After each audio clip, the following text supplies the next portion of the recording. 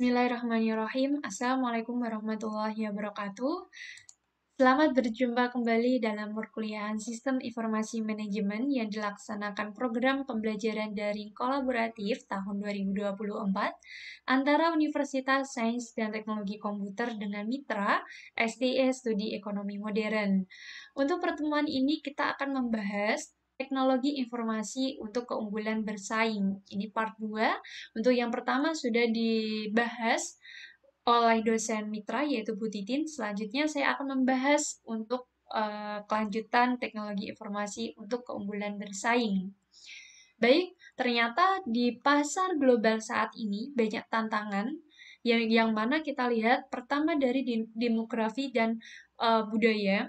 Ternyata di sini sangat berpengaruh perusahaan ini dalam distribusinya antara demografi dan budaya sangat mempengaruhi pemasokannya. Yang kedua dilihat dari social responsibility dan ethic challenge, di mana tentu tanggung jawab terhadap masyarakat dalam proses produksi ini harus menjaga kelestarian lingkungan dan harus menggunakan kode etik yang sesuai untuk melayani para konsumennya. Yang ketiga dilihat dari tantangan environmental. Di sini tantangan dari lingkungan ini juga berdampak pada pengendalian dari suatu bisnis. Dan keempat terkait teknologi challenge yaitu tentu teknologinya. Nah, yang selanjutnya, ternyata di multinational corporate itu perusahaan yang beroperasi lintas produk, pasar, negara, dan budaya. Ini kita berikan contoh, ada Unilever, Microsoft, Philips, dan Toyota. Ini merupakan perusahaan yang mengelola sistem informasi yang sangat kuat untuk meminimalisir kepastian pada pangsa pasar karena sifatnya perusahaan yang multi internasional tersebut. Nah, untuk hal ini tentu koordinasi untuk mempromosikan informasi ini kita memberikan kunci untuk mencapai keunggulan kompetitif di pasar global dengan harus memiliki fleksibilitas dalam merespon pesaing atau pasar. Kedua, kemampuan untuk mengikuti perkembangan kebutuhan pasar global.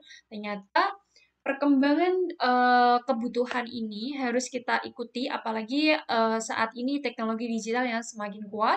Ketiga, mengurangi biaya operasional keseluruhan, makanya dibutuhkanlah sistem teknologi informasi ini. Keempat, terkait peningkatan efisiensi dan efektivitas dalam memenuhi kebutuhan pelanggan. Kelima, terkait kemampuan mencapai dan mempertahankan keragaman produk perusahaan. Tentu di sini harus berdasarkan kualitas dan kuantitas produk yang efektif.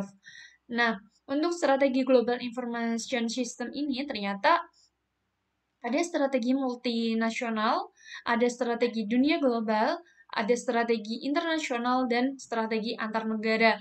Nah, tentunya 4 strategi ini beda-beda dalam implementasinya dan pengaplikasiannya, bahkan bagaimana seorang manajer mampu mengambil keputusan yang berbeda dari beberapa strategi lingkup perusahaan tersebut.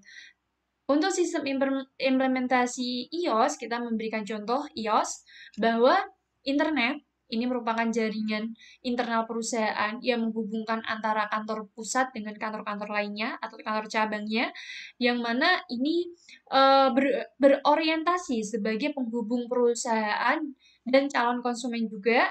Sedangkan extranet ini adalah jaringan yang dibangun sebagai alat komunikasi antar perusahaan pendukungnya seperti masyarakat, pemerintah, bahkan pesaing. Nah, inilah sistem implementasi dari iOS. Sedangkan tantangan, ini contoh kita berikan tantangan pada iOS, ternyata new program ini memberikan tujuan yang diadakan kerjasama antar perusahaan adalah untuk menghasilkan jasa yang tidak mungkin dihasilkan oleh perusahaan yang berdiri sendiri. Tentu dalam hal ini, kedua kita lihat pelayanan baru atau new service. Ketiga, efisiensi, dan keempat, hubungan antar perusahaan dan masyarakat. Nah, apabila ini yang merupakan tantangan yang digunakan atau yang dilalui oleh iOS dalam mencapai programnya. Nah, sedangkan tantangan menggunakan iOS ini juga kita lihat dari outsourcing, operasi bersama, membangun citra perusahaan, bahkan aliansi strategis. Ini manajemen pengetahuan, kita tadi sudah memberikan tantangan, strateginya, bahkan contohnya kita harus mengetahui manajemen pengetahuan bahwa dimensi informasi dari manajemen pengetahuan ini membutuhkan relevansi, akurasi, ketepatan waktu, dan kelengkapan. Nah, keempat ini ternyata harus berkaitan. Rencana strategisnya tujuannya berarti merencanakan jangka panjang dan sebagai penentu strategi untuk mencapai tujuan organisasi. Sedangkan pelakuan perencana strategis untuk sumber daya informasi ini kita berikan contoh jabatan yaitu Chief Information Officer, di mana jabatan seniornya bertanggung jawab terhadap perencanaan strategi teknologi dan sistem informasi untuk mendukung tujuan perusahaan. Dan berikutnya ada Chief Technology Officer. Nah, ini eksekutif teknologi tertinggi dalam perusahaan dan memimpin departemen yang berfokus pada teknologi maupun tekniknya. Untuk sistem informasi dalam keunggulan kompetitif, ini tentu memberikan bagaimana bidang-bidang tersebut mampu mendukung perusahaan dalam mensusun strateginya. Sehingga ini membutuhkan layanan informasi untuk mendukung sistem di masa depan dan mampu menerapkan pendekatan melalui SPIR atau menggunakan pendekatan tersebut, di mana kita ketahui ini merupakan gambar terkait hubungan perencanaan strategi bidang fungsional.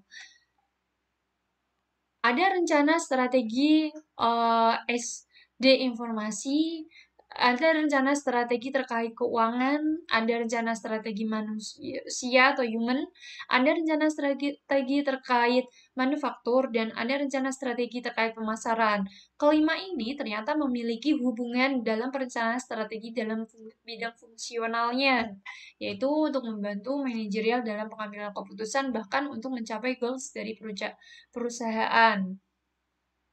Untuk pendekatan dari SPIR atau Strategi Planning for Information Resource, di sini kita membutuhkan 4 bagian. Pertama, tentang misi, pernyataan misi teknologi informasi, kedua sasaran teknologi informasi, ketiga lingkungan layanan teknologi informasi, dan keempat perencanaan kerjasama informasi.